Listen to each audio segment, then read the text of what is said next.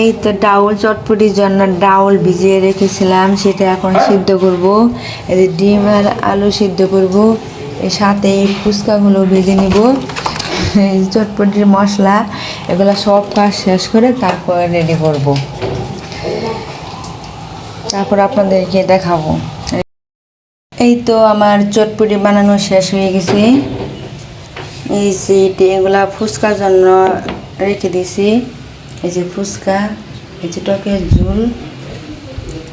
এখন পরিবেশন করে সবাই একসাথে খাবো। এই তো আমি চটপটি বেড়ে নিব। এই যে আমি বাটির মধ্যে বেড়ে নিচ্ছি।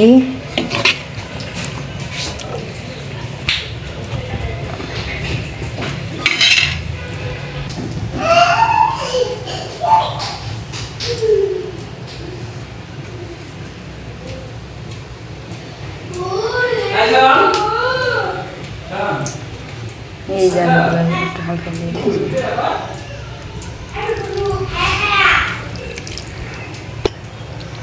এই তো এখন আমি বাচ্চাদেরকে খেতে দিব, তারপর আমরা খাবো।